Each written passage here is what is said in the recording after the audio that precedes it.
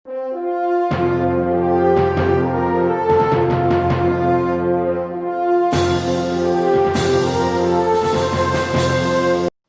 selamat pagi Bapak Ibu Saudara. Berjumpa kembali dengan saya pada pagi hari ini dalam sapaan pastoral Gereja Kristen Kalam Kudus Ambon. Bapak Ibu Saudara, sebelum kita menjalani kehidupan kita sepanjang hari ini, mari kita belajar kebenaran firman Tuhan, dan biarlah firman Tuhan ini boleh senantiasa menjadi bagian dalam kehidupan kita, menolong kita untuk menjalani kehidupan ini, sehingga hidup kita boleh senantiasa hidup yang menyenangkan hati Tuhan. Sebelum kita membaca firman, mari kita berdoa terlebih dahulu. Bapa kami yang di surga, kami mengucap syukur Tuhan boleh menjaga kehidupan kami sepanjang malam. Pagi hari ini kami dapat bangun dengan tubuh yang sehat, bahkan dengan segala berkat Tuhan yang telah Tuhan sediakan untuk kami nikmati.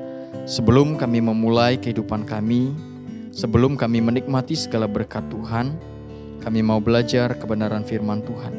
Dan biarlah firman Tuhan ini boleh senantiasa menjadi bagian di dalam kehidupan kami, menguatkan kami, meneguhkan iman kami, bahkan menuntun kami bagaimana seharusnya kami dapat tetap hidup di hadapan Tuhan. Berkati firman Tuhan pada pagi hari ini. Dalam nama Tuhan Yesus kami berdoa. Amin. Bapak Ibu Saudara, mari kita membuka Alkitab kita yang terambil dari kitab Yosua pasal 14 ayat 6 sampai 15. Saya akan bacakan demikian. Kaleb mendapat Hebron. Bani Yehuda datang menghadap Yosua di Gilgal.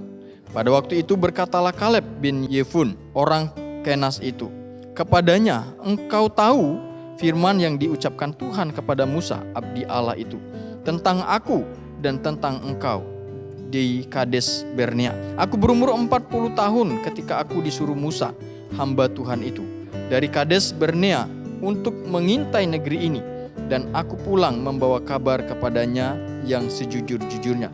Sedangkan saudara-saudaraku yang bersama-sama pergi ke sana dengan aku membuat tawar hati bangsa itu. Aku tetap mengikut Tuhan Allahku dengan sepenuh hati. Pada waktu itu Musa bersumpah, katanya, sesungguhnya tanah yang diinjak oleh kakimu itu akan menjadi milik pusakamu dan anak-anakmu sampai selama-lamanya. Sebab engkau tetap mengikuti Tuhan Allahku dengan sepenuh hati. Jadi sekarang sesungguhnya Tuhan telah memelihara hidupku seperti yang dijanjikannya. Kini sudah 45 tahun lamanya sejak diucapkan Tuhan firman itu kepada Musa. Dan selama itu orang Israel mengembara di padang gurun. Jadi sekarang telah berumur 85 tahun aku hari ini. Pada waktu ini aku masih sama kuat seperti pada waktu aku disuruh Musa. Seperti kekuatanku pada waktu itu, demikianlah kekuatanku sekarang untuk berperang dan untuk keluar masuk. Oleh sebab itu, berikanlah kepadaku pegunungan yang dijanjikan Tuhan pada waktu itu. Sebab engkau sendiri mendengar pada waktu itu bahwa di sana ada orang Enak dengan kota-kota yang besar dan berkubu. Mungkin Tuhan menyertai aku, sehingga aku menghalau mereka seperti yang difirmankan Tuhan. Lalu Yosua memberkati Kaleb bin Yefun, dan diberikannya Hebron kepadanya menjadi milik pusakanya. Itulah sebabnya Hebron menjadi milik pusaka Kaleb bin Yefun, orang Kenas itu, sampai sekarang ini, karena ia tetap mengikuti Tuhan Allah Israel dengan sepenuh hati. Bapak Ibu Saudara, ada satu kalimat yang diulang sebanyak 3 kali dalam bagian ini, yaitu kata Kaleb kepada Yosua, aku tetap mengikut Tuhan Allahku dengan sepenuh hati. Bapak Ibu Saudara, hari ini kita boleh belajar dari kehidupan Kaleb. Bagaimana Kaleb menyatakan dirinya bahwa di dalam kehidupannya dia tetap mengikuti Tuhan Allahnya dengan sepenuh hati. Bapak Ibu Saudara, mengikut Tuhan dengan sepenuh hati apa artinya? Mengikut Tuhan dengan sepenuh hati berarti dia meyakini betul, mengimani betul bahwa Tuhan yang dia imani itu adalah Tuhan yang hidup. Tuhan yang tidak pernah ingkar janji. Tuhan yang akan menolong dia di dalam menjalani kehidupan. Kata Kaleb, kepada Yosua, dari umur 40 tahun aku mengikut Musa. Sekarang umurku sudah 85 tahun. Tetapi semangatnya tetap sama. Bukan semangat untuk dia dalam arti berusaha berjuang, tetapi semangat untuk mengikut Tuhan dengan sepenuh hati. Maka itu di ayat bagian akhir, di ayat 14 dikatakan, itulah sebabnya Hebron menjadi milik pusaka Kaleb bin Yefun, orang Kenas itu, sampai sekarang ini, karena ia tetap mengikut Tuhan Allah Israel dengan sepenuh hati. Bapak Ibu Saudara, mengikut Tuhan dengan sepenuh hati berarti kita tunduk sepenuhnya kepada pimpinan Tuhan.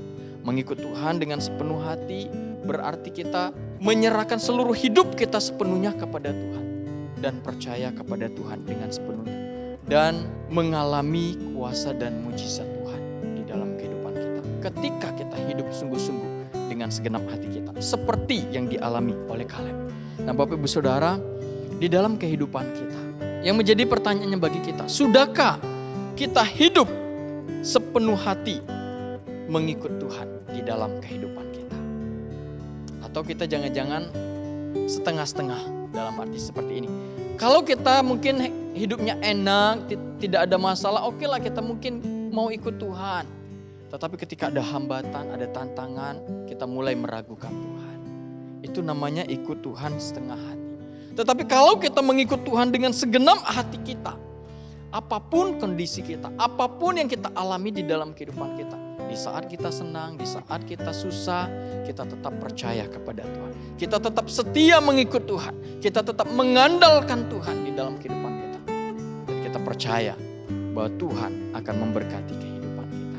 Biarlah firman Tuhan ini boleh senantiasa menjadi berkat bagi kita semua. Amin. Mari kita berdoa. Bapa kami yang di surga, kami bersyukur buat firman Tuhan yang kami boleh renungkan bersama-sama. Kami boleh belajar dari Kaleb, bagaimana dia hidup mengikut Tuhan dengan sepenuh hatinya.